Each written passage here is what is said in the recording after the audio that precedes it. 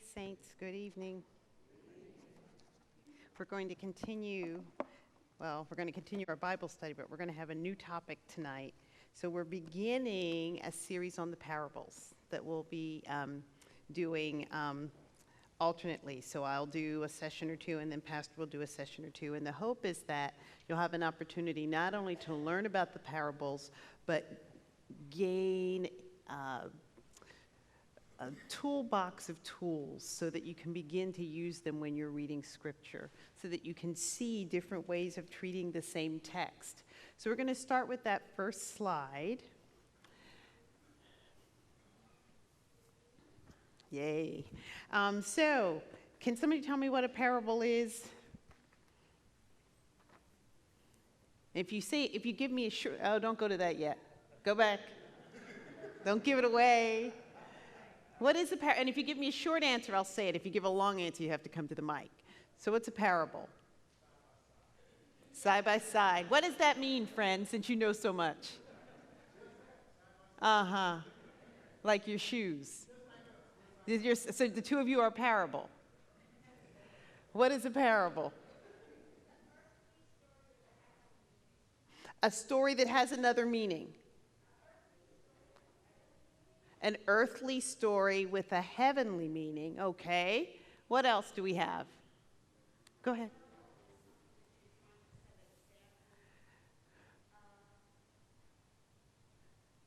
So you're using it to set an example. Jesus uses it as an example. And what was Jesus trying to explain?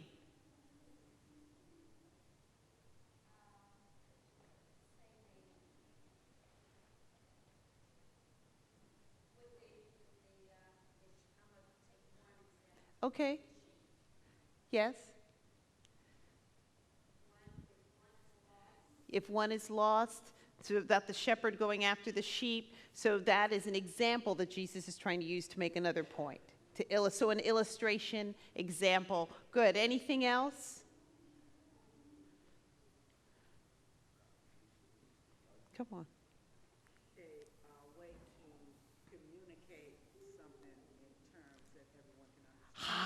A way to communicate something in terms that everyone can understand. So in order to talk about parables, we're going to do a little bit of word study. And the reason I want to do this is so that we're all on the same page. When we were doing Noah, a lot of people had statements that said things like, is the Bible literally true? And I kept saying, I don't like that word, because what you really are saying is the Bible really true? And the reason that I have a problem with the word literal is because of parables. Parables are not literal. They are symbolic. All right? So what I want us to understand is that there are plenty of places in the Bible where the language is something other than literal because it has to be. All right? So what we want to begin to think about is when we talk about the Bible, or when we talk about language that talks about God, the language, by definition, has to stretch. It has to do things that ordinary language doesn't. And that's what brings us to parables. So now we can look at the first slide, and I bet now you're going to give me a better definition for side by side. So parable. The word parabole, Greek, literally means to lay two things next to each other. All right? And so this word is the Greek word, and its Hebrew equivalent would be the word for proverb or mashal. All right? So if I'm using these words in a loose sense, a parable or a mashal would be some kind of statement that's not literal. So now let's start with the example of a proverb. I'm going to stop at the first half of that page, because if you think about proverbs, proverbs are true, but they are indirect speech. Okay? So one of my favorite proverbs comes from the Igbo people, and it says, this is great for Mother's Day, a baby on its mother's back does not know the way is long. That's the proverb. What does it mean?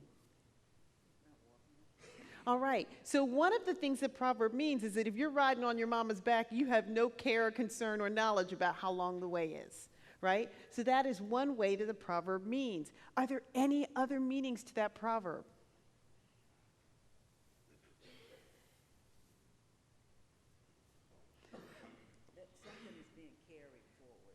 Okay, something's being carried forward. So when we say when you explain the proverb and say the baby doesn't know how long they're going because they're not walking, what if we try to understand the proverb from the perspective of the mother?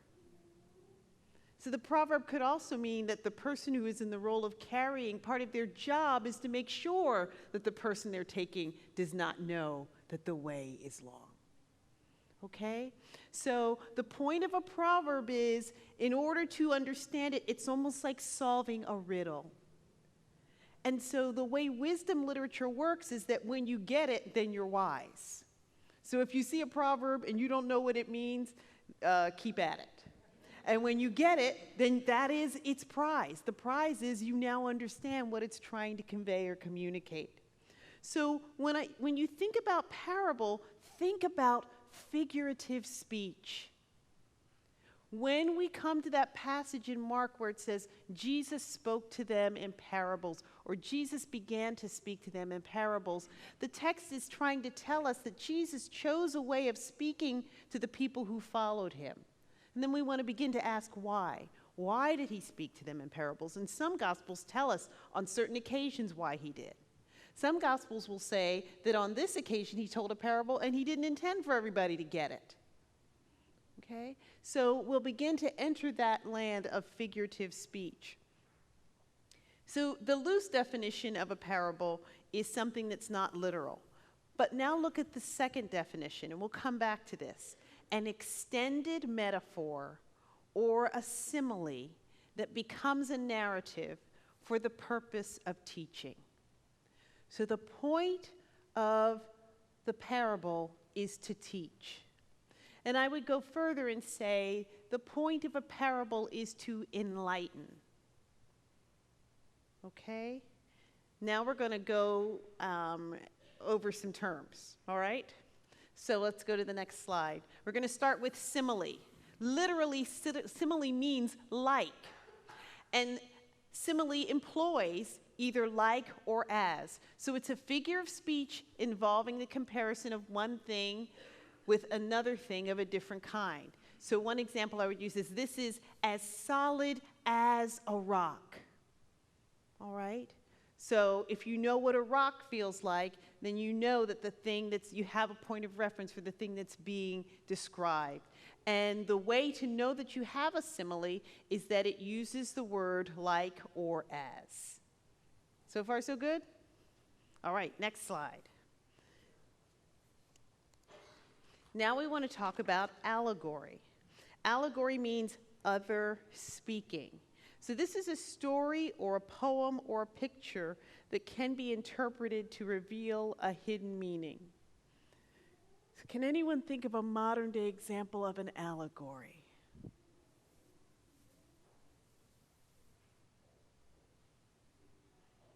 Okay, if y'all don't come up with one, you're going to have to hear mine.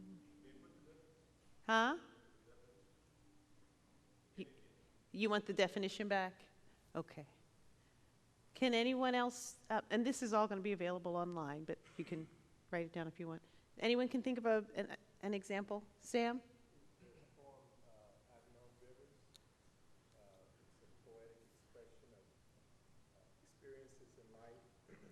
Okay.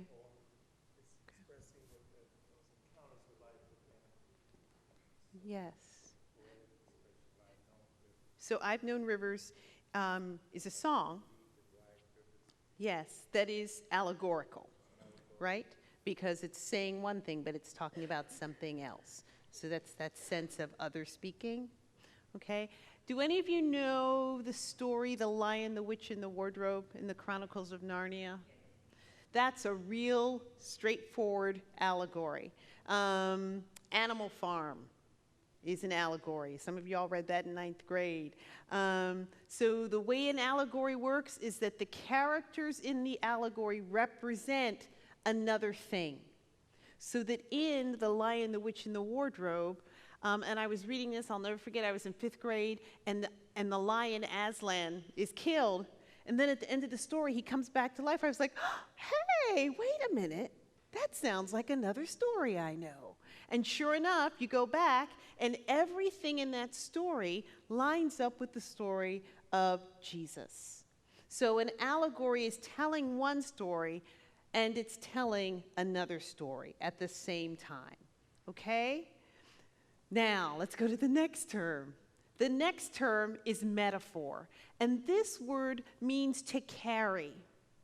A metaphor is a word or phrase that is applied to something that doesn't necessarily make sense, something to which it is not literally applicable.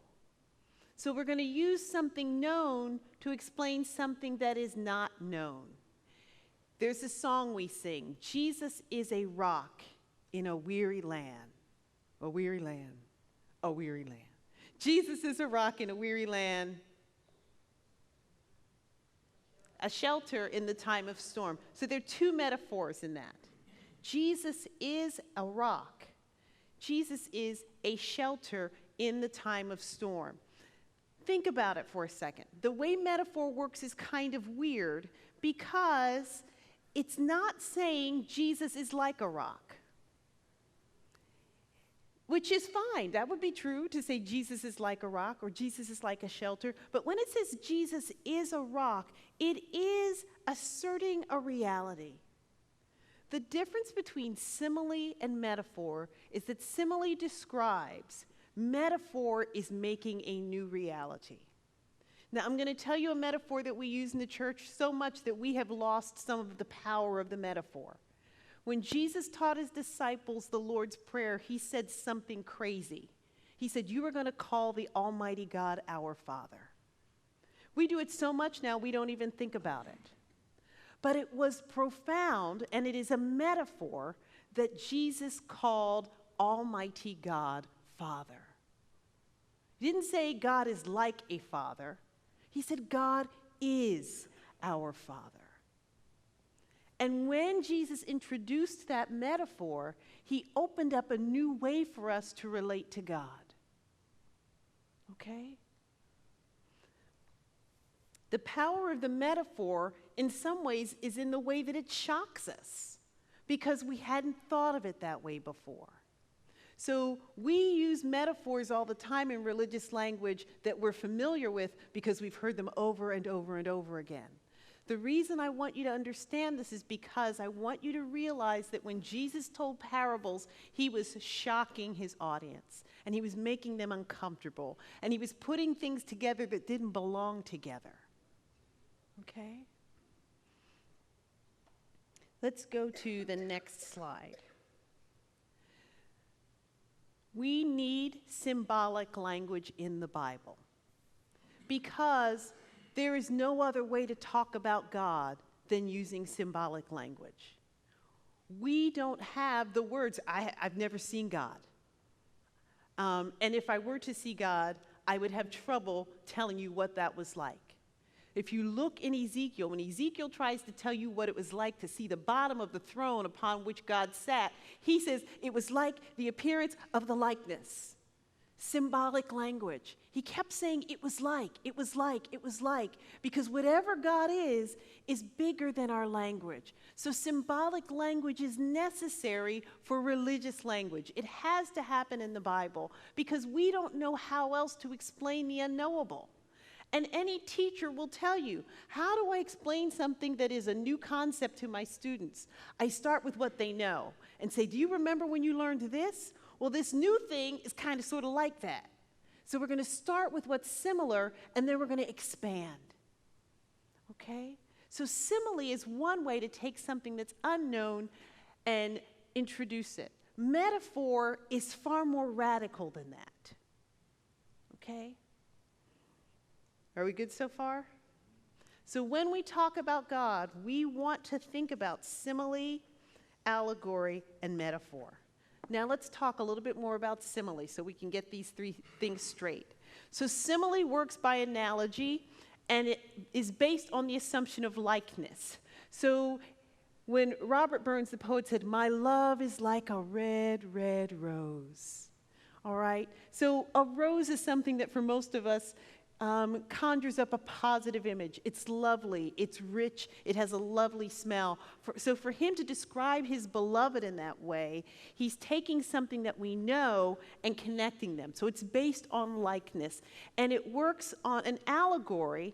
So that's simile. This is like this. Allegory works on a one-for-one basis.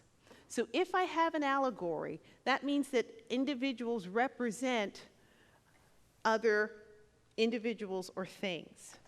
An example of an allegory is in the Bible in 2 Samuel 12. Even though we're doing parables, you know I had to find a way to work the Old Testament in here for a minute. 2 Samuel 12 follows on the story of David taking another man's wife. This is the story of David and Bathsheba in 2 Samuel chapter 11. Okay? And in order to cover up what he does, David kills Bathsheba's husband. So it goes from bad to worse. It's just pretty much a bad scene all around. 2 Samuel 12 begins with the Lord sending Nathan to David. He came to him and said, "There were two men in a certain city, the one rich and the other poor. The rich man had very many flocks and herds, but the poor man had nothing but one little ewe lamb which he had bought. He brought it up, and it grew up with him and with his children. It used to eat of his meager fare and drink from his cup and lie in his bosom, and it was like a daughter to him. Now there came a traveler to the rich man, and he was loath to take one of his own flock or herd to prepare for the wayfarer who had come to him. But he took the poor man's lamb and prepared that for the guest who had come to him." Now, look at this story. The prophet comes to Nathan. Nathan comes to David and tells him a story. So, all right, there's a rich man and a poor man. The rich man has a lot of lambs, a sheep, and all kinds of things. And the poor man just has this one little lamb. And not only does he just have this one little lamb, but it drinks from his cup. Come on, y'all. It lives in his house. Now, I like animals, but we're getting a little crazy here. Drinks from its cup. You know, it's like one of his children. Lays in his bosom, was like a daughter to him. So this story is clearly trying to take us somewhere else, let's hope, right? So then the rich man has company. The rich man who has so much doesn't want to take from his own, so he takes the only lamb from the poor man. Verse 5, David's anger was greatly kindled against the man. He said to Nathan, "As the Lord lives, the man who has done this deserves to die. He shall restore the lamb fourfold because he did this thing and because he had no pity." Nathan said to David, "You are the man." Okay? So Nathan uses this story, which at first glance doesn't have anything to do with David, to have David see the gravity of what he has done. So in this allegory, the rich man is David, the poor man is Uriah, and the little lamb is Bathsheba. All right? So you have a one-for-one in that story. And that is how allegory works. Okay? Questions about any of that? All right. Hang in there. We're almost done. The next slide. Metaphor works differently.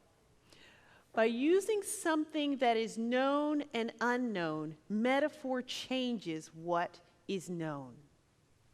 When I say, "God is my Father," it changes the way I understand God.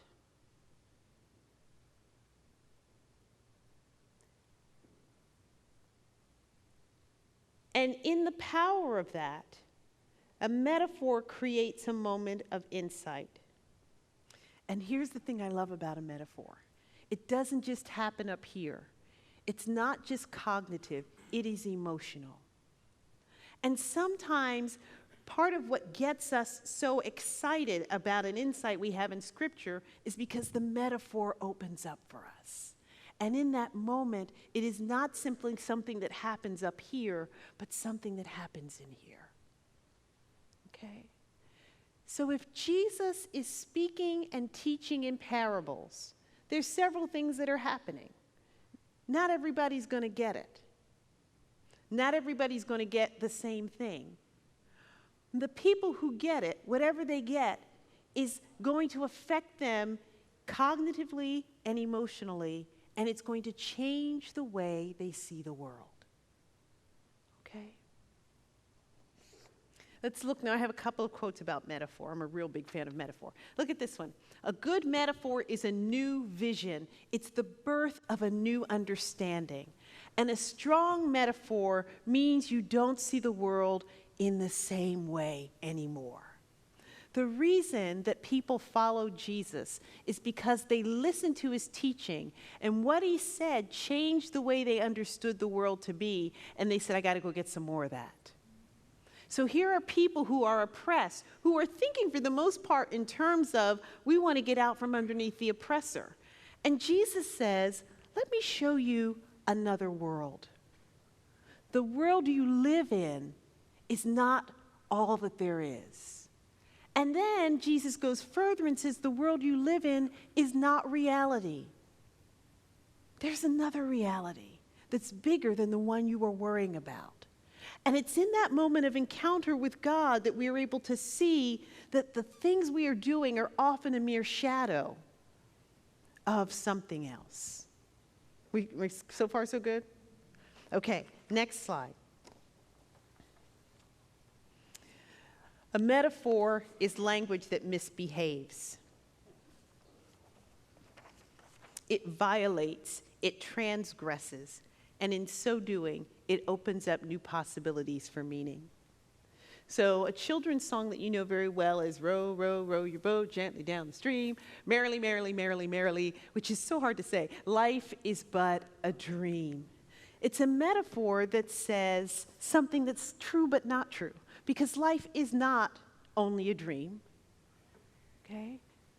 But there's a way in which saying that opens up a new way for understanding what our life is. So metaphor has to cross boundaries, whereas a simile is going to compare things that are alike to begin with. A metaphor is going to take two strange things and put them together so you can see something new.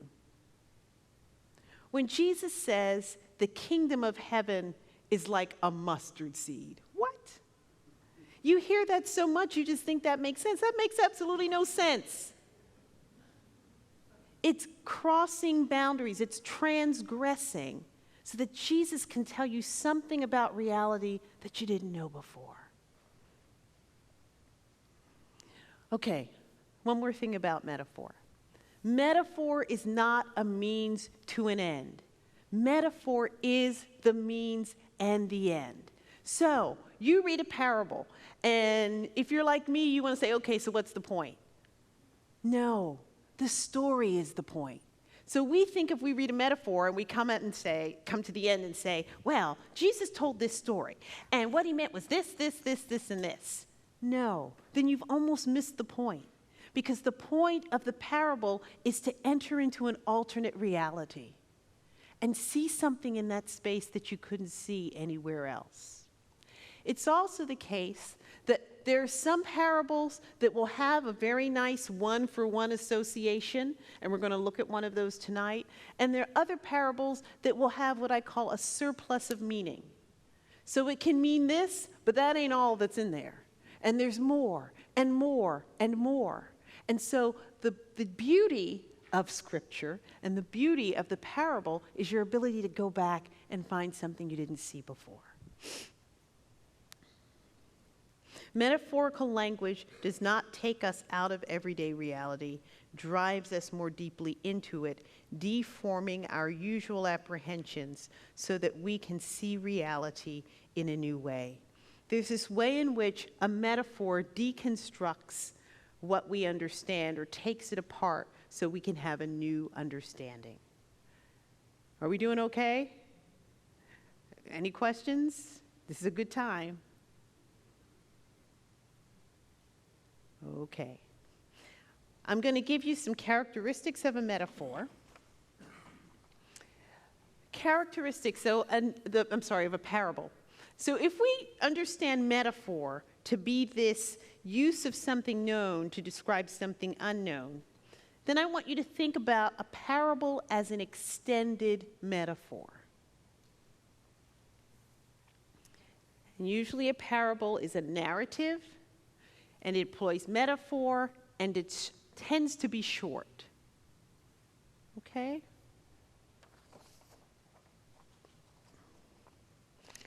Now we want to look at two types of parable. The first is an aphoristic parable, a pithy observation which contains a general truth. In other words, a proverb. So sometimes Jesus told a parable that was, in fact, a proverb. So let's look at the Gospel of Mark.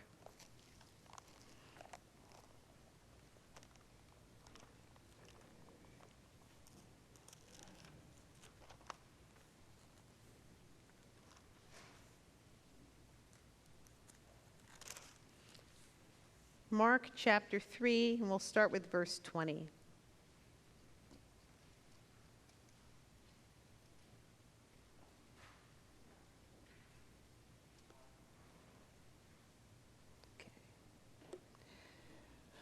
Okay. The crowd came together again so that they could not even eat. When his family heard it, they went out to restrain him, for people were saying, "He has gone out of his mind." And the scribes who came down from Jerusalem said, "He has Beelzebul, and by the ruler of the demons he casts out demons." And he called them to him, and spoke to them in parables. How can Satan cast out Satan? If a kingdom is divided against itself, that kingdom cannot stand. And if a house is divided against itself, that house will not be able to stand. And if Satan has risen up against himself and is divided, he cannot stand, but his end has come. But no one can enter a strong man's house and plunder his property without first tying up the strong man. Then indeed the house can be plundered. Truly I tell you, people will be forgiven for their sins and whatever blasphemies they utter. But whoever blasphemes against the Holy Spirit can never have forgiveness, but is guilty of eternal sin, for they said he has an unclean spirit. So Jesus is casting out demons, and the rulers say he casts out demons because he casts out demons by Beelzebul, the ruler of demons. So then Jesus asks the question, how can Satan cast out Satan? It's a riddle. It's a proverb. And so by using these questions, Jesus is using indirect speech to show them the folly of their accusation. Okay? Does everybody see that? Questions? Okay. Now we want to look at the next type of parable. The next type of parable is a narrative. And this is in Mark chapter 12, and I think it's verses 1 through 12.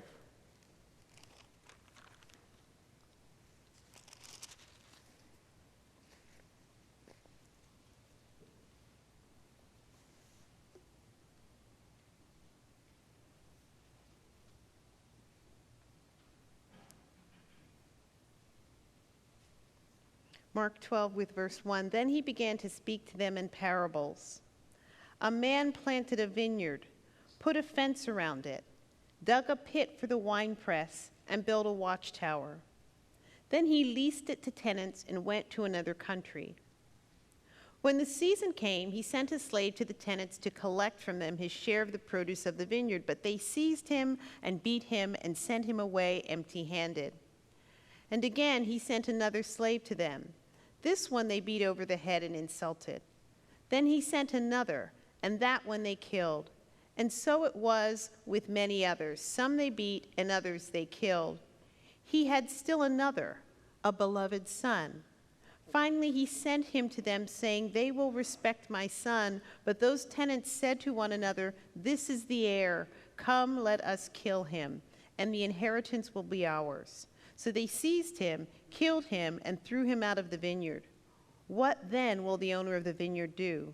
He will come and destroy the tenants and give the vineyard to others. Have you not read this scripture? The stone that the builders rejected has become the cornerstone. This was the Lord's doing, and it is amazing in our eyes. When they realized that he had told this parable against them, they wanted to arrest him, but they feared the crowd, so they left him and went away. Okay, so at the end of chapter 11, Jesus' authority is being questioned. And he responds by telling this story. A man planted a vineyard. Now, one of the things we want to think about when we look at a text is who the audience is and how these words would be key terms for them. So, why do we care that a man plants a vineyard? Okay, people would own vineyards. All right, is there anything else about a vineyard that should be of? It produces grapes, okay? It produces wine, okay? So it's a way to make income. It's something people own. It has all these practical applications. It makes sense that a man would plant a vineyard. So when we talk about something that's known versus something that's unknown. But this is an audience of what kind of people? They're the Jews. And guess what? Let's look at Isaiah chapter 5.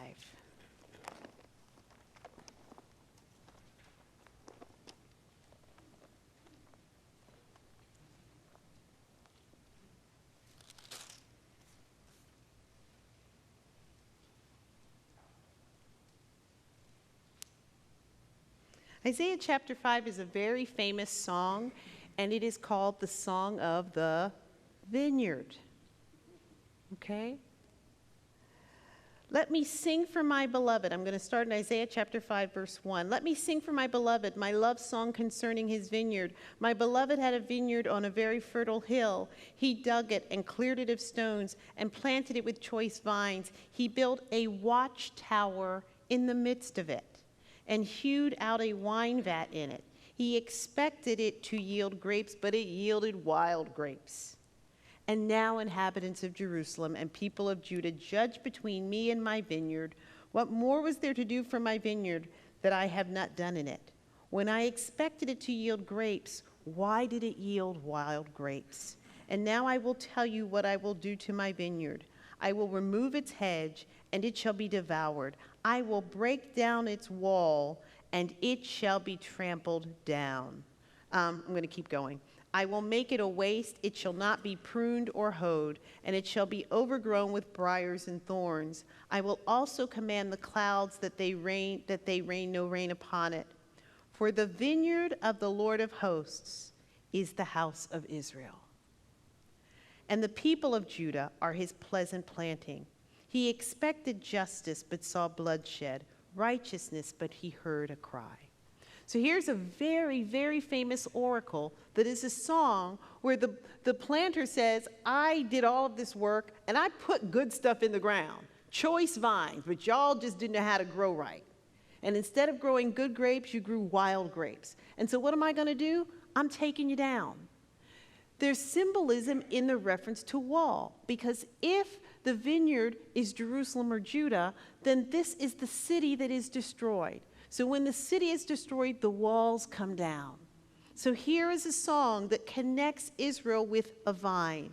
Look at Jeremiah right after Isaiah. Jeremiah chapter 2.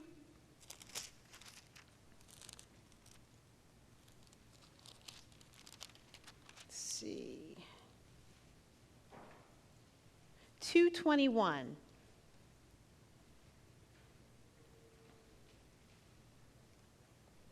This is the Lord talking to Israel again.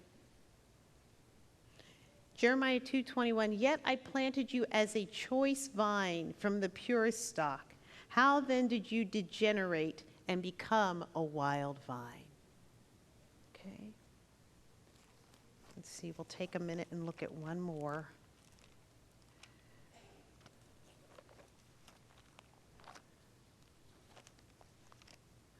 Let's look in the book of Psalms, Psalm 80.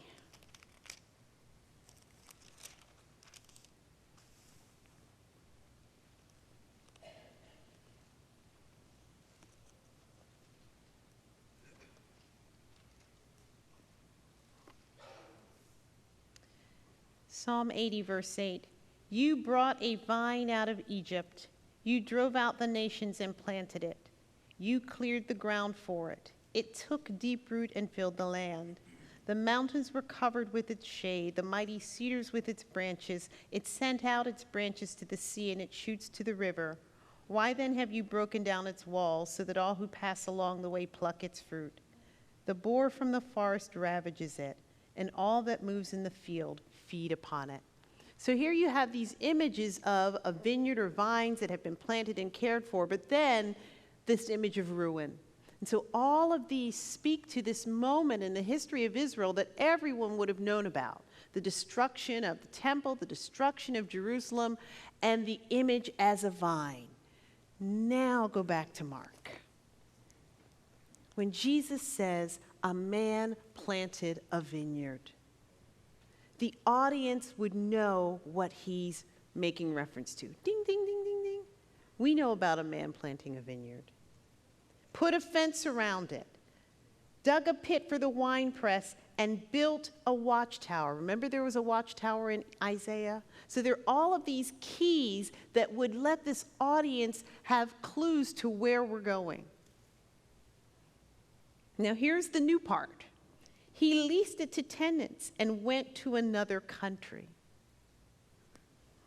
When the season came, he sent a slave to the tenants to collect from them his share of the produce of the vineyard. So in this parable, we have something that's slightly different from the man who takes care of and tends the garden himself. Here he goes away and someone else is tending it, and then he sends someone to collect.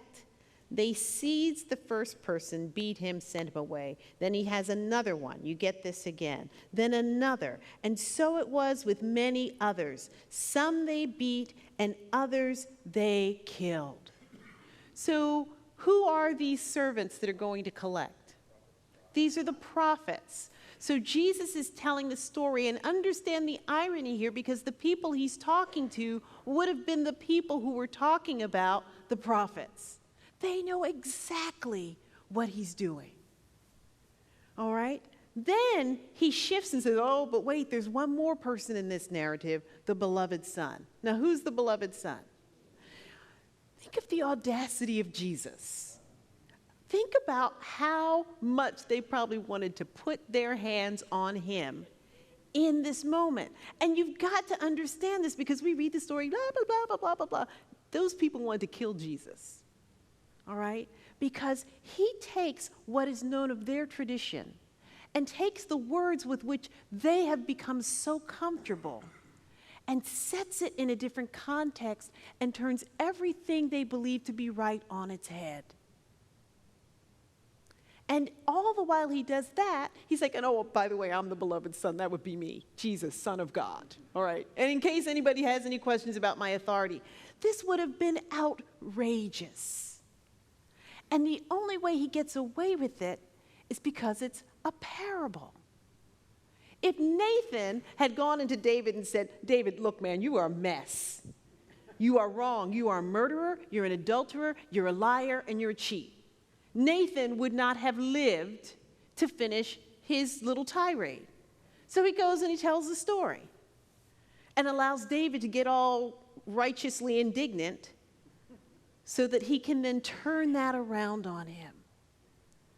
And similarly, Jesus uses this figurative speech to take the pompous religious leaders down a notch or two or three and assert his authority as the Son of God, which makes absolutely no sense. No one expects the Messiah to look like this. The Messiah comes in riding down from heaven on a big old horse and takes everybody, all the Romans, away. Jesus is born of a carpenter and says crazy things every day and does miracles. So this speech of Jesus's enrages them because of what it does. And it says they seized him, they killed him, and threw him out of the vineyard. Well, what do we do with that piece?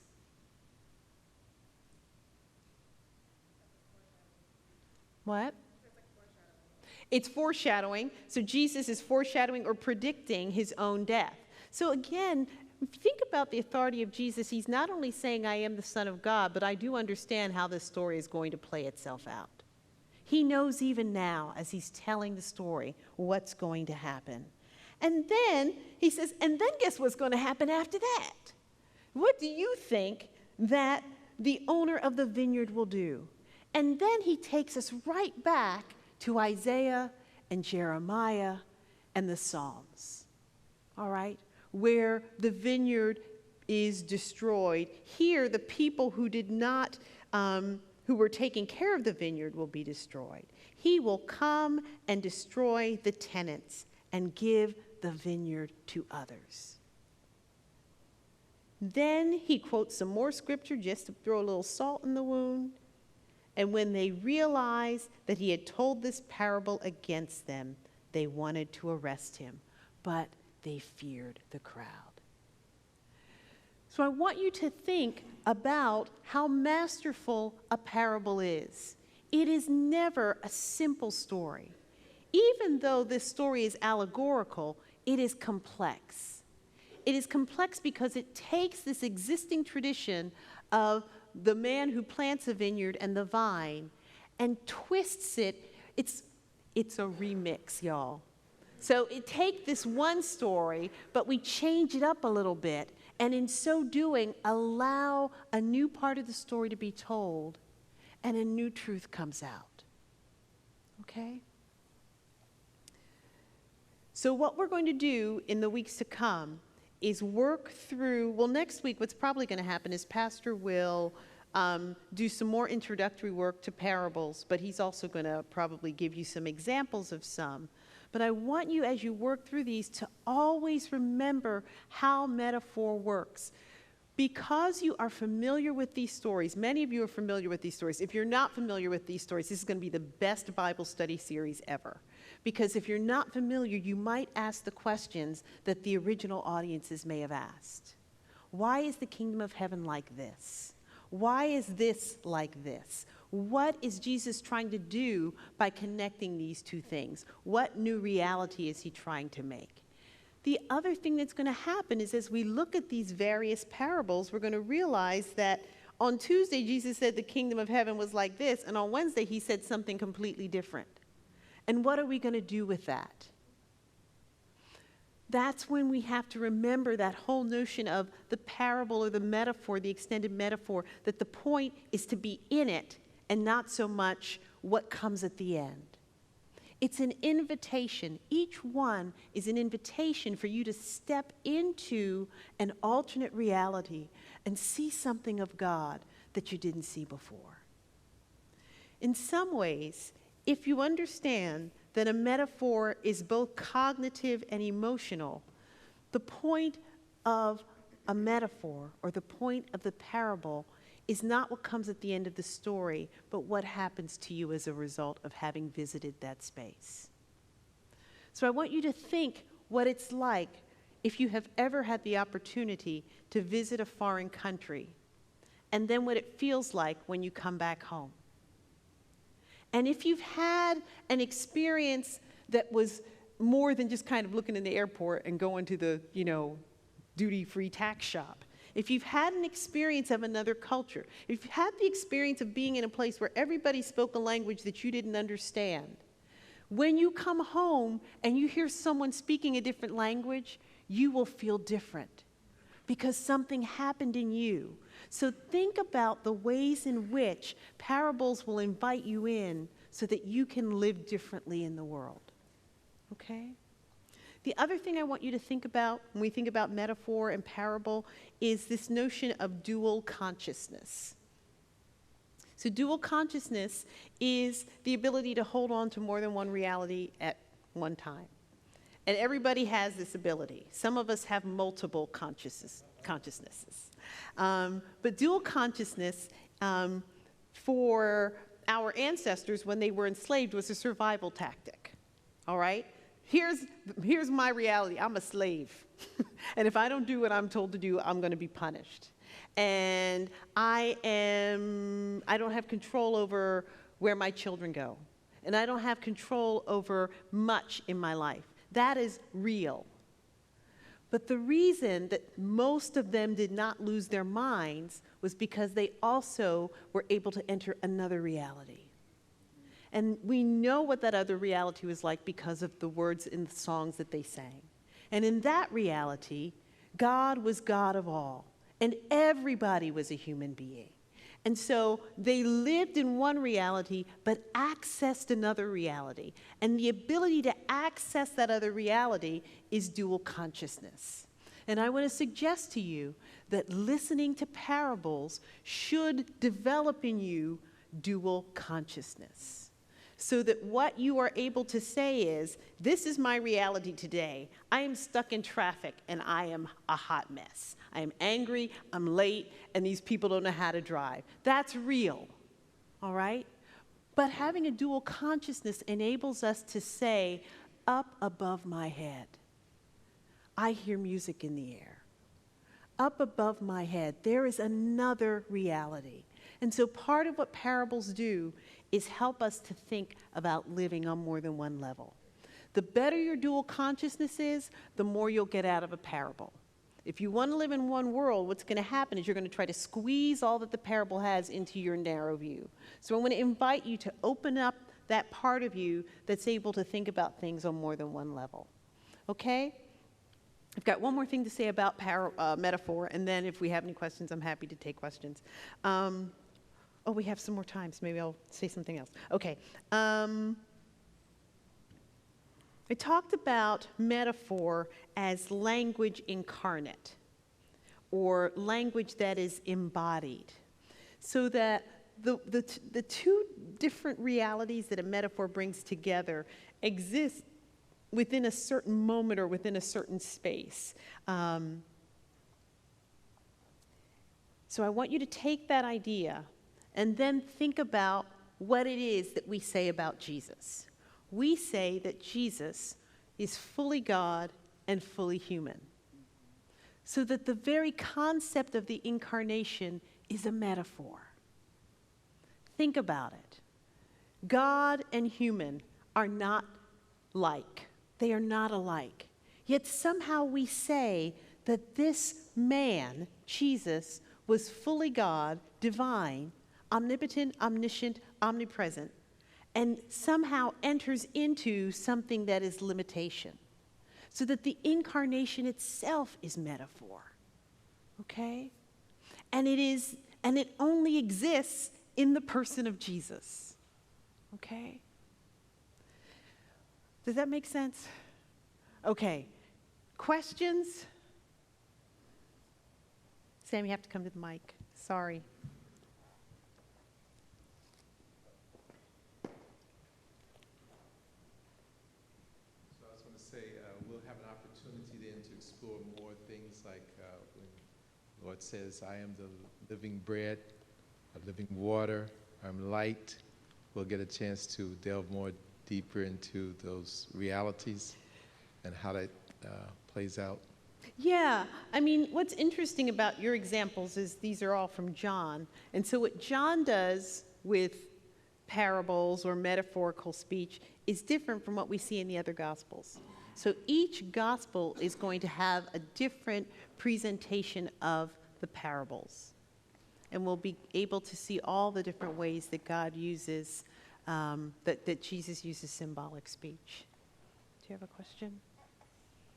Hi, I just wondered if you go back to the fully God, fully human. It's metaphor, but what more can you say about it? I mean, what's the so what of it being metaphor? So what's the big deal? Yeah. Well, the point I'm trying to make is that there's a mystery around Jesus being, God being incarnate in Jesus. We can't fully understand it. So if you think about the way people depict Jesus, they usually go one way or the other. They usually depict him more on the God side or more on the human side, because we can't hold on to it all. Similarly, when you think about metaphor, you cannot hold on to it all. These two things exist in tension, and the power is kind of just in the fact that they're holding together it all. So would you say that's true, too, of the concept of the Trinity? Okay, yeah.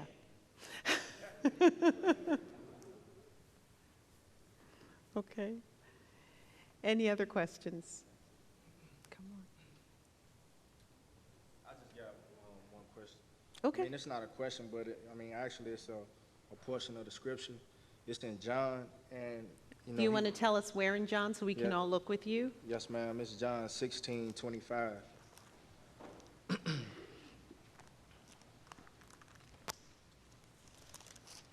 Okay. And it just says, Jesus Christ has overcome the world. And it says, these things I have spoken to you in figurative language, but the time is coming when I will no longer speak to you in figurative language, but I will tell you plainly about the Father. Uh-huh. So basically he's implying that, it's no reason to look at things in duality or, Is that what it says? I'm asking you, you the professor. Well, my answer is I don't think that's what he's saying. What is he saying? He's saying to his disciples, Right. I'm speaking to you in parables. Right. There will come a time when it will be clear. We're not there yet. Right. So- Did they not understand? Is he saying that they not understand at all, all the parables that he was going over with? Do you understand everything Jesus said?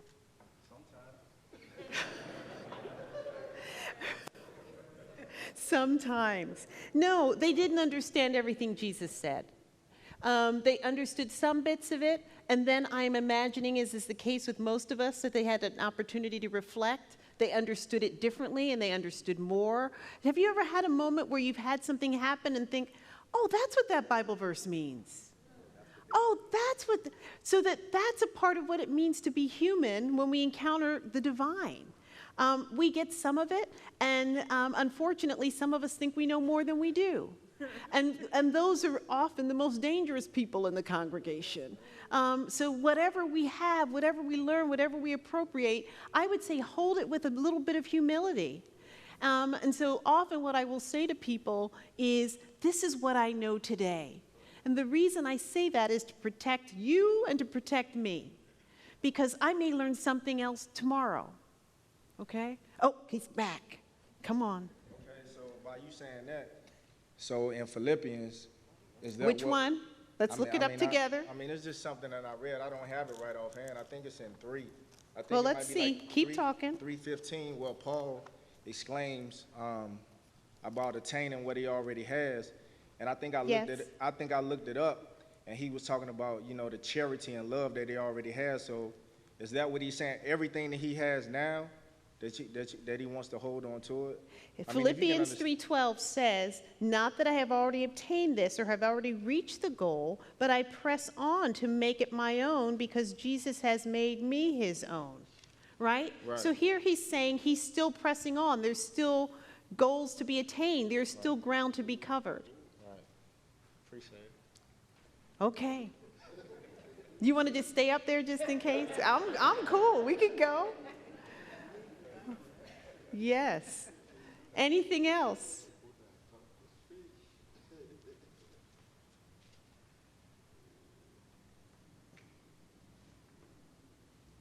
All right, y'all, we got 10 minutes. Oh, we have 6 minutes. Come on. There's one scripture where Jesus looks at people and says, I desire love, not sacrifice. I desire mercy, not sacrifice, depending upon the translation. I've never understood what that meant. Does somebody want to look up and see if we can find the reference? Because it always helps me if I can look at if someone has an iPad or an iPhone, if you just type in those words, it should pull up the reference. I can tell you where it is. Okay. Matthew chapter 9, verse maybe 13, 12, somewhere around there. And it's supposed to originate in Hosea 6:6. I guess my question is, more generally speaking, at what point do you decide, okay, this is a parable, this is an allegory, however, this is a metaphor, whereas this is a proverb, so that I desire love, not sacrifice, sounds like a riddle to me, right? So then, Okay. Go ahead. and I guess my final I guess, stipulation would be that Jesus makes it very clear that he hides truths. He says, oh, here's the truth. However, I just wrapped it in an enigma and covered it with a riddle, so you will never understand what that means.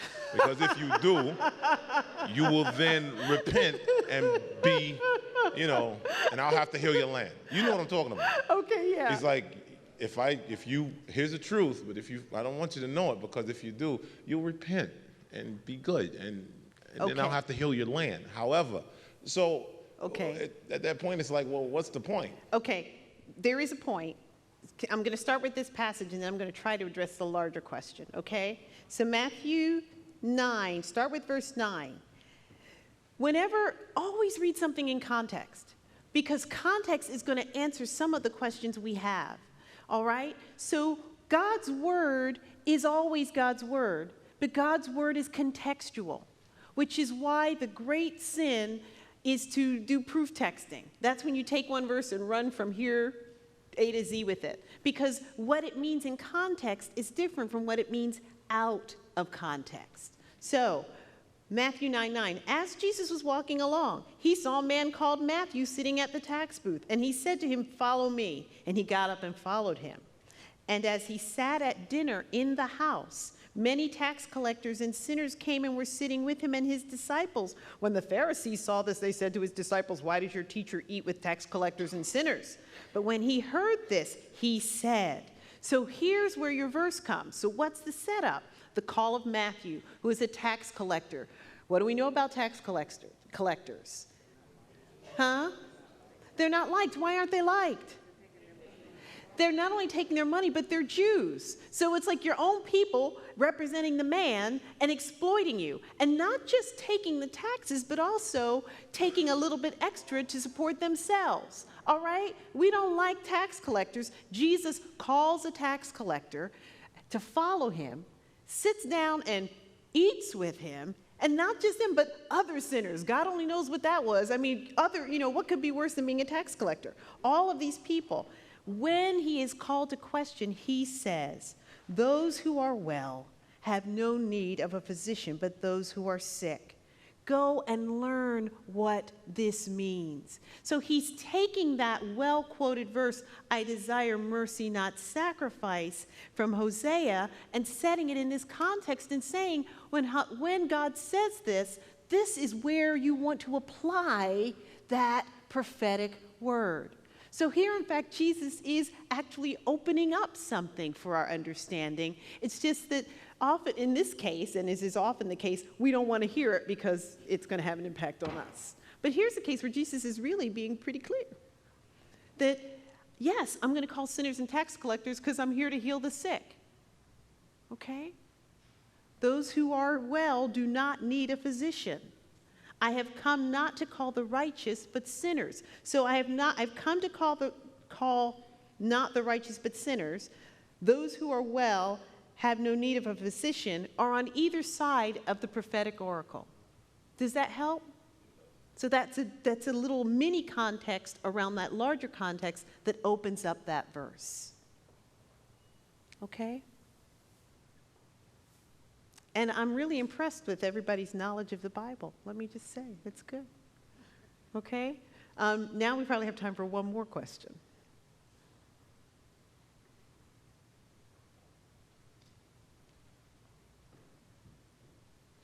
We're good?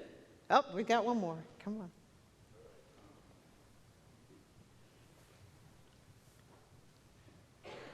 One of the things I wrestle with, like when Jesus is speaking to the religious leaders, they of course are very familiar with the scripture, and especially when you reference the scripture, it seems like it would become clear to them, but he avoids being explicit. Yes. So is that sort of the escape mechanism there? Is that Yeah, how and I it's mean, being used? sometimes the example we use in Mark, he's being fairly explicit. And using an allegory so that they know exactly what he's talking about.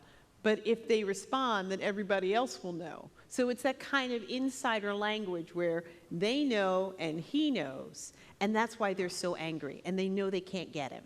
Now, we're going to see other parables that Jesus tells, and he kind of says, well, I didn't really mean for everybody to get that. And then there are other times when Jesus will say, okay, here's what it meant. So we're going to see symbolic language through parables being used differently at different times for different reasons. Yeah. And I think the other thing that we want to remember is even when Jesus explains it, we still don't get it all. So, but it helps. Don't get me wrong. It helps to have the explanation. Okay? All right, beloved. Next week, we'll pick up with more of an introduction to parables.